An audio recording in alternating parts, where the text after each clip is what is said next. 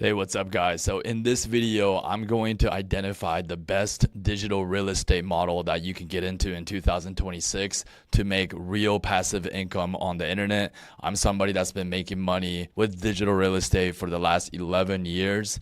And in this video, I drew this whole diagram out that will show you the best model to get into, what I like to call virtual billboards. Some people call it rank and rent, where you build websites that generate leads for local services. And stick till the end of the video because I'm going to talk about how this model has changed from, let's say, 10 years ago to how it has changed in 2026. And I'm going to talk about how you can succeed with this in 2026. Before we get started, I want to show that I am somebody that's still in the business, still building digital real estate. These are 150 lead gen digital real estate properties that I created in the last 7 months alone. As you can see on this list, I'm generating like 100 phone calls each and every day for my clients, which you can see here in my own call tracking dashboard. And instead of just renting my digital real estate for a flat fee, I API connect into my client's CRM and I'm getting paid straight commission. So for one job, I can get paid like $1,000. This was $1,000 commission for a $12,500 drywall job. I also own epay.com that ranks for global keywords. And I've been running that blog for the last 7 years. So I know what I'm talking about when it comes to digital real estate and building these websites that get traffic and you turn that traffic into passive income. And this diagram is going to show you guys why I'm still tripling down into this digital real estate model in 2026. I have more clear perspective on why these virtual billboards are still the way to go. After 11 years, I'm tripling down on this business model. I'm going to explain why. So first, let's go to the top of this diagram here, how to build a digital real estate empire. First, you have to understand to create income or passive income on the internet, you have to generate traffic. They say traffic is king, and this really is the case. If you can't generate traffic on the internet, you cannot make any money. This then leads you to the next question, which is, where do people hang out on the internet? And there's only a few places that exist, which is Google, and then you got YouTube, Instagram, and TikTok. See, I look at ranking websites in Google as investing in a piece of real estate in, let's say, like Manhattan over 150 years ago. Manhattan is like the financial capital of the world. And so the idea is you bought a piece of property over 100 years ago, the value of that property has continually gone up exponentially. The internet has created a small window of opportunity where everyday people like me or you can create a piece of website, rank it in key places on the internet that gets a lot of foot traffic, and we can make a stake of ownership of that digital property and start making residual passive income. And these websites are only $20 a month. I pay $10 a month for web hosting, which I have my own web hosting that you can check out at dashboard.epay.com. And I also have my call tracking, which is another $10 a month, which you can check out at dashboard.epay.com. And so for only $20 a month, you can have a piece of digital real estate. And I'm going to show you in this video how you can use these digital properties and pretty much get equity into these local service-based companies. So now that we identify that these are the platforms that people hang out on the internet, and these are the places where you need to get attention or traffic in order to make money on the internet, period. There's Amazon here you can include as well, but these days most product category is just dominated by big players now, and it's gotten too competitive. The fees have gotten too high and it's gotten too saturated, and there's also too many complications with tariffs and whatnot that has crushed the profitability of Amazon FBA business. So let's take a look at these platforms. If you can tell, are all video-based platforms. The problem with video form is that you have to continually create content to stay relevant. So it's not so passive. And most people that are getting attention on places like TikTok or Instagram are basically akin to like being a performer on stage. You have to continually be an entertainer. It's mostly for personal brand building. And if you're just an entertainer, for most people, there's not going to be that much money to be made unless you become really, really viral. And I just see so many people going into this content creator ecosystem where you're competing with so much competition. And most of them, they want to make money on the internet, right? They don't want to get a 9 to 5. I just look at this as such a bad path in order to make money.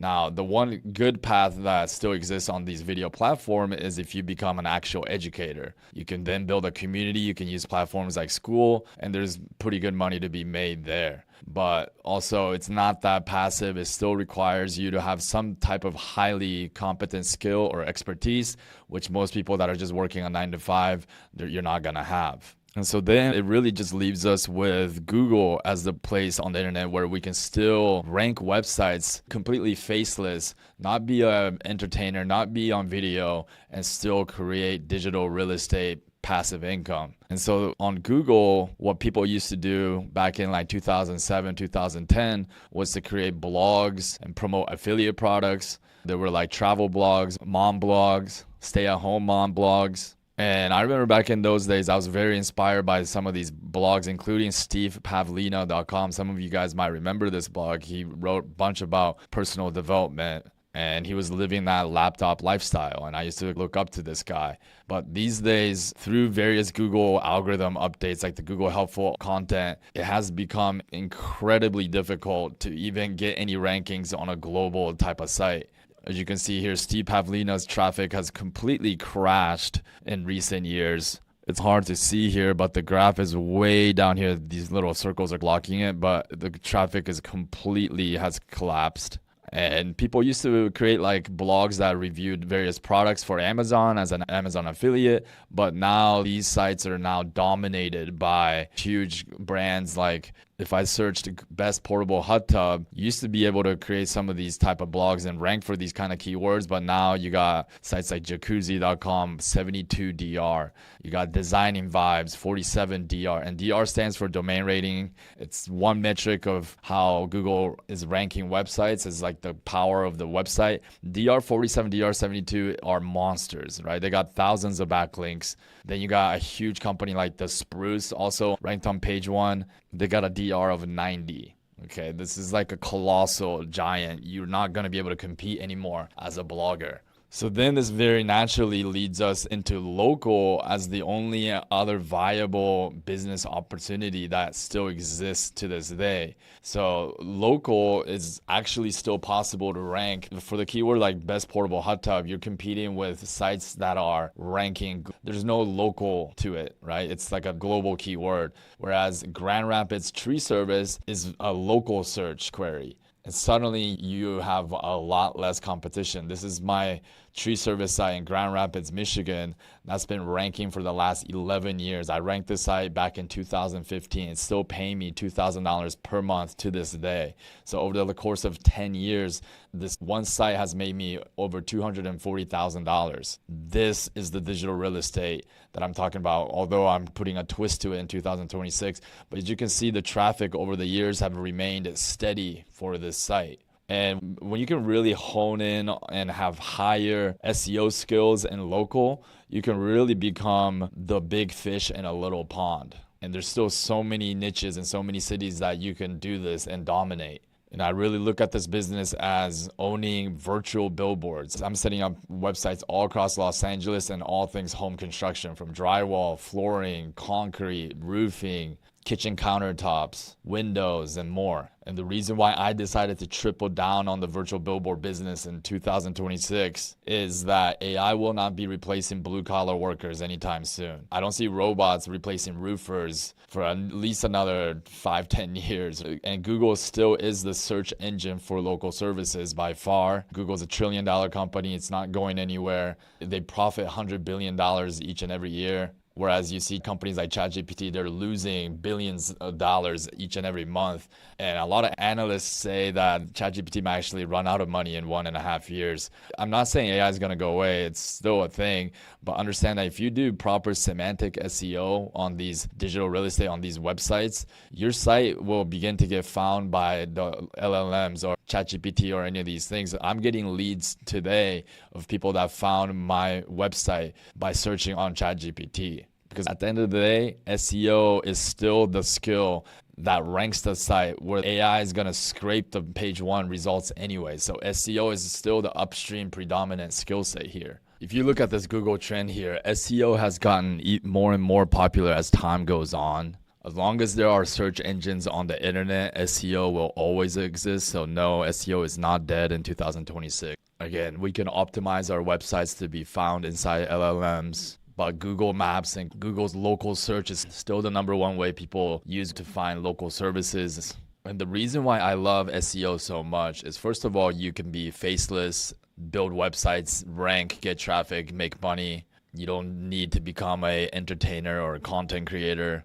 But number two, SEO is a vast skill set. It's a deep skill set. So whoever has higher level skills and knowledge in SEO will beat the game. Unlike business models that rely on ads, where whoever can just put a credit card on file and start running an ad budget can compete with you, with SEO, it's all skill based. And this gives me an edge with this digital real estate business model because I have higher level skills because of my 11 years experience, because I ranked a global site, epay.com, over the years. And in any business, you want competitive advantages. You either need a competitive advantage in technology or some secret knowledge. And I see SEO as a little bit of both. I spent some time in Atlanta last year, and Atlanta was where Coca-Cola was founded. And I visited the museum, and much of that museum, the emphasis was the fact that the recipe that made Coca-Cola was the secret knowledge, and that was held as a secret. And there's many different theories and conspiracy theories of where that recipe has been kept hidden all these years. And there were many different stories of different vaults or different secret owners that owned it. And so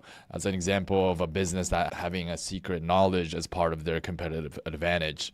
There's a lot of people doing SEO, but some things in SEO you will only really truly know after you test a bunch of different things. And I feel like that's one of the best value I bring to the table, is because I didn't just do SEO at a global level with epay.com, but in the last 6 months alone, I've ranked over 150 rank and rent digital real estate web properties. And each time I feel like I continue to learn something new with SEO. Now, going back to the digital real estate model of virtual billboards, there's some people that talk about pre-selling these lead gen sites using AdWords. I want to briefly touch on that. This method does sound attractive because you don't have to wait 3-4 months for the site to rank. The idea is that you find business owners that are interested, and instead of just building and ranking a site, you first find somebody interested, you run some AdWords to that business owner, get them excited with free leads, and then you try to close them on a $1,500 a month type of deal. But just know that's more of an AdWords agency type of play that requires some pretty heavy sales skills and sales oriented to even close those business owners on such a flat fee deal right out of the gate after you only sent them a few free leads. The problem with this model is that you could just start spending money on AdWords, and if you don't close that business owner, that's money that you just wasted giving people free leads, whereas you could have used that money to invest in real digital real estate properties that you get to keep. The case for pre-selling lead gen also is that you don't have to waste the time to build and rank a whole site only to find out that you can't find a business owner interested in paying you for the leads. Well, that problem can be eliminated if you don't go into very horrible niches or you don't go into city size that are too small. Just know that any model that relies on paid ads, it's more risky. You're the one taking on more of the risk there. For people that need to make money right away, I do teach this method as well. But the big problem with just relying on this method is that it can slow you down from your ability to actually scaling out the digital real estate properties that you own and control. Because like for me personally, I don't bother with trying to pre-sell lead gen sites. I just focus on finding the right city and niches, building my web properties, and I have a whole conveyor belt where I constantly got new sites that I'm building, so that at scale, it really doesn't matter. Like I'm generating so much leads that any business owner would love to get my leads. And that leads us to the next point, which is that in the past, maybe 7-8 years ago, in this business model, people really relied on GBPs to generate leads. The GBP was much easier back then. And so people would just get the GBP and it would start generating leads. And that's how people were really building their digital real estate kind of business. When I say GBP, I'm talking about the Google My Business, Google Map listings. These days, it's a lot more tricky to get these map listings. So some people think digital real estate or rank and rent is dead, but I assure you it's not. If you can just do really good SEO and just rank your website, you're going to generate leads anyway. Yeah, with GBP, you will generate more leads, and I still have ways to get these GBPs, but I don't rely on GBPs. If you can just build more sites that target specific keywords or more sites in other types of cities, you can still generate a lot of leads, which is some of the new strategies that I'm deploying in 2026. Instead of trying to rank one website, one GBP in one city, I'm deploying multiple sites. I think when people in the past relied heavily on GBP, they didn't really even have really high level SEO skills. I think people relied on GBPs too much. These days, you need higher level SEO skills that's going to allow you to rank the site faster and lower cost. Because I realize now there's a lot more to SEO than just backlinks and content. And if you just rely too heavily on backlinks, it's going to increase your cost to rank. One thing to really understand too is that in local, there's still many sites in local service niche ranking with very low quality sites. So here's an example that I found the other day. This site is literally ranked for page 1 for drywall in Houston, and this is one of the most egregious examples that I've seen of very low quality sites still ranking on page 1. Whereas these days I'm building sites that are much more detailed, much more in depth with semantic SEO principles, which basically is more advanced form of understanding of SEO, advanced form of understanding the Google's use of knowledge graph and entities, where you're not just matching one keyword with one document. You're creating different various contextual layers inside your content that allows your one page to rank for multiple different keywords. Understanding things like adding different elements on the site that increase positive user behavior signals, what's going to allow a person to stay on your site longer than your competitors' sites. Creating positive off-site brand signals, the various social media pages, why getting things like Yelp is very important, and getting on other platforms. Using AI, I even create some AI YouTube videos for my lead gen sites. And another big element is stronger topical authority. So I used to build sites with 10 pages, but these days I'm building like 30 to 40 pages on my sites. So I'm doing much higher level SEO today for the digital real estate business model. And this is what separates me from the competition, even other people trying to do this business model. And it's something that I teach in my brand new community that I launched this year. And I think I teach this higher level SEO when it comes to these digital real estate web properties better than anyone. And what should get you really excited is when you begin to see that with higher level SEO skills, there's a lot of different opportunities begin to open up. So when I search for drywall Houston, Texas, notice that in local, like we're dealing with sites with very low DR 0.100, right? And these are ranked top 3. That's far different from what we were seeing with these like global type keywords, right? Best portable hot tub, we were dealing with DR 72 to DR 90. And so this is why still local and dominating with these virtual billboards is still the game to play. And the biggest thing I can say that will prove that is the fact that even after 11 years, I've dabbled with a bunch of different things like affiliate marketing or e-commerce. In 2025 and this year, 2026, I've tripled down on this digital real estate business. And I built 150 sites, and I plan on building another 100 more sites as well. If that doesn't tell you anything or give you the proof that this is still one of the best models out there to create real passive income on the internet, I have not found anything quite better. If I did, I would definitely be doing it. The 150 sites that I built, they're all generating phone calls each and every day. It has turned into new passive income stream for me. And the beautiful thing is once I rank these sites, my work is pretty much done. These sites will continue to rank and generate leads all on its own. So I don't really need to manage those sites anymore. And that gives me the time and the freedom to be able to do other business models like the coaching program and create some content on YouTube. And I think one thing I want to also touch on is the fact that a lot of people are teaching the model in digital real estate of just renting out for a flat fee to a business owner. That model can become a little bit problematic, especially because if you are having a hard time getting the map listing and you're not ranking that well, you might not be generating enough leads to warrant a business owner renting it out for you for $1,000 a month. Because I don't have that issue because I build multiple websites and I'm on a community commission deal where I API connect into their CRM. So they're not paying a flat fee. I'm getting paid a commission, and I'm going into higher ticket niches too, where each job can be $20,000 to $30,000, and my commission is going to be $1,000 plus on those jobs. And so I never have to deal with an issue of a business owner paying me $1,000 flat monthly fee and they feel like they didn't get enough leads for that. I'm just getting paid straight of whatever they close. There's a beautiful synergistic effect that can happen because me and the business owner, we're on the same page. We have a truly win-win relationship going on. And I'm also motivated to go build more sites for him because the more jobs that I generate for him, the more I'm going to get paid. And with that being said, and there's certain types of niches where the flat fee model can make more sense if it's more like a lower ticket, high volume type of niche. Or if it's like a smaller city and you only have one website, 1 GBP, and you're not planning on building anymore, then at a certain point it can make sense to do a flat fee. But in 2026, what I'm going to start teaching my students is more the idea of a hybrid model where you rent out a website for like $300 of a month or so, and then you charge the business owner also on top 5% commission on all the jobs that it generates. I think that might be the most direct path for students to start making enough money to be able to quit their 9 to 5, because at the very least, each site is making you some sort of a flat fee that you can utilize to fund other lead gen digital real estate properties. And then you also have a positive upside of commission. So with that being said, guys, I've been doing this model for over 11 years. I have a digital real estate rank and rent coaching program that I launched this year. All my training videos are brand new. I do live coaching calls and I teach this business model in a very comprehensive way. And so if you're serious about creating passive income on the internet, click the link in the description and check out my video presentation. And I hope to talk to you soon.